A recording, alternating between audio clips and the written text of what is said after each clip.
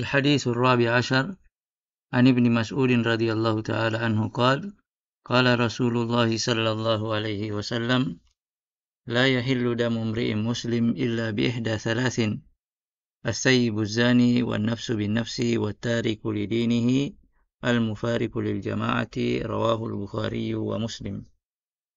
Dari Ibnu Mas'udin radhiyallahu taala anhu, beliau berkata, Rasulullah sallallahu alaihi wasallam bersabda, la yahillu damu mri'in muslim illa bi ihda thalathin. Tidak halal menumpahkan darah seorang muslim kecuali karena tiga perkara. Yang pertama adalah as-sayyibuz zani, seorang duda atau seorang yang telah menikah dan berzina, seorang pezina yang telah menikah. Kemudian yang kedua, wan nafsu bin nafsi, seorang yang membunuh tanpa alasan yang dibenarkan. Kemudian yang ketiga, at-tariku lidinihi al-mufariqu lil jamaah, seorang yang keluar dari agamanya dan berpisah dari jamaah kaum muslimin. Seorang yang keluar dari agama, murtad dari agama, berpisah dari jamaah kaum muslimin. Hadis ini diriwayatkan oleh Al-Imam Bukhari dan Muslim. Di antara pelajaran yang bisa kita dapatkan dari hadis ini, yang pertama, al-aslu fi muslimin hurmatu damihi illa idza tajawaza haqqan min hukukil Islam. Hukum asal dari seorang muslim haram untuk menumpahkan darahnya kecuali jika dia melanggar satu di antara hak dari Islam, ya, sebagaimana yang telah disebutkan di dalam hadis ini. Dan hadis ini bersesuaian dengan hadis yang telah lalu kita bacakan di dalam kitab Al-Arba'in An-Nawawiyah ini. Hadis tersebut adalah hadis yang ke-8, Al-Hadisus Tsamin an Ibnu Umar radhiyallahu ta'ala anhuma anna Rasulullah sallallahu alaihi wasallam qala umirtu an uqatila an-nas hatta yashhadu an la ilaha illallah wa anna Muhammadar Rasulullah wa yuqimus shalah wa yu'tuz zakah fa idza fa'alu dzalika asamu minni dima'ahum wa amwalahum illa bihaqqil Islam wa hisabuhum 'ala Allah taala. Nah, satu di antara penafsiran hakul Islam adalah apa yang disebutkan melalui hadis yang kita bacakan tadi. Hadis 14 dari Ibnu Mas'ud radhiyallahu taala anhu, la yahillu damu mri'in muslim illa bi ihda thalathin as-sayyibuz zani hadha haqqun min hukukil Islam wan nafsu bin nafsi wat tariku lidinihi al-mufariqu lil jamaah. Kemudian yang kedua, min durusil hadis, di antara pelajaran yang bisa kita petik dari hadis ini, al jaza'u min jinsil amal kama tadinu tudanu. Ya. Ini tentunya dipahami dari hukuman yang tentu sangat adil yang diterapkan oleh agama kita ini berkenaan dengan berkenaan dengan jenis kejahatan, 3 jenis kejahatan yang disebutkan di dalam hadis ini. Ya, yang pertama as-sayyibuz zani, ya, seorang seorang pezina dan telah menikah.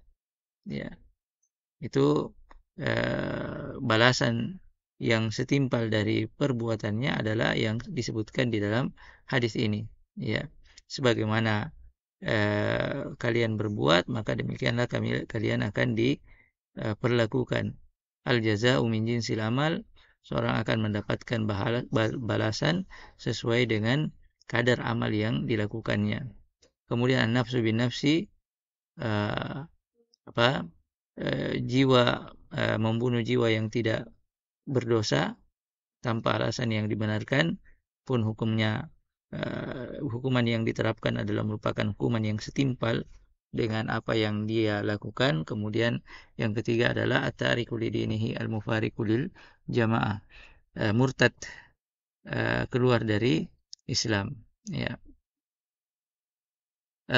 As-sayyibuz zani, berzina, ya, hukum yang diterapkan adalah hukum yang sangat maksimal, ya. Kemudian membunuh jiwa tanpa alasan yang dibenarkan, hukuman yang diterapkan juga adalah merupakan hukuman maksimal. Demikian juga seorang yang keluar murtad dari agama pun hukuman maksimal diterapkan kepada dia.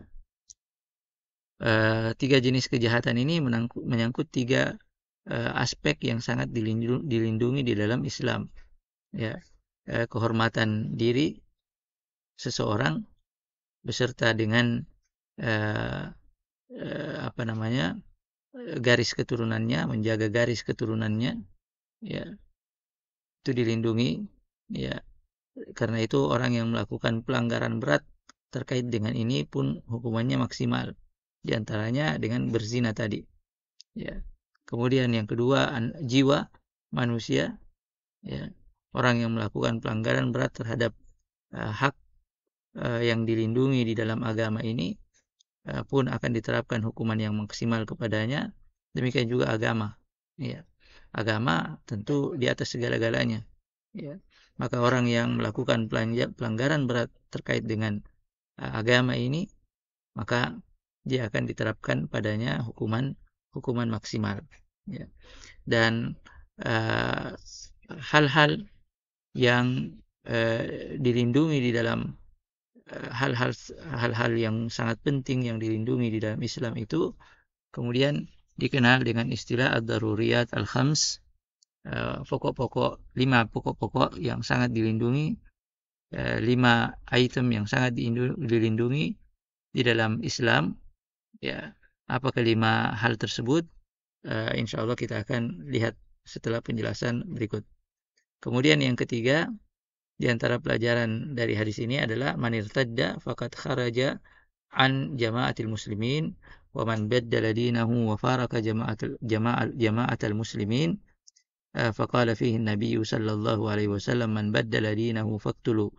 Barang siapa yang murtad, keluar dari komunitas kaum muslimin, keluar dari Islam, keluar dari komunitas kaum muslimin dan mengganti agamanya, ya, berpisah dari jamaah kaum muslimin, maka Nabi alaihissalatu wassalam bersabda berkaitan dengan mereka, man baddala dinahu faqtulu, barang siapa yang mengganti agamanya, maka bunuhlah mereka.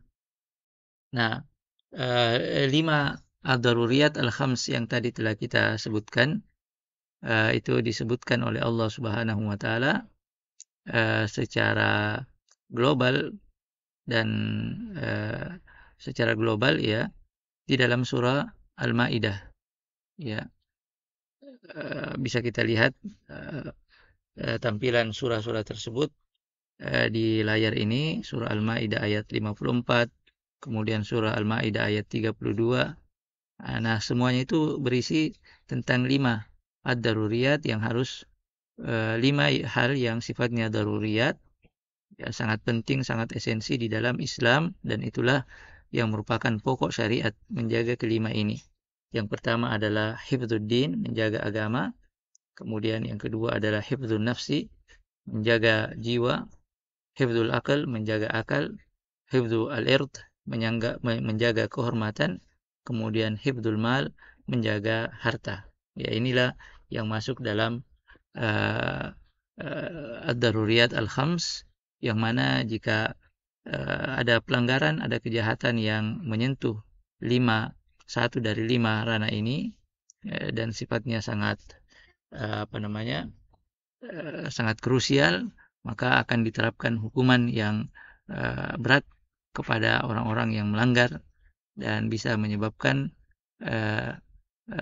lepasnya ikatan penjagaan agama terkait 5 perkara yang tadi telah kita sebutkan: ad-din, agama; an-nafs, jiwa, diantaranya dengan membunuh tadi; ad-din, diantaranya dengan murtad, keluar dari agama; kemudian al-aql, akal, ya.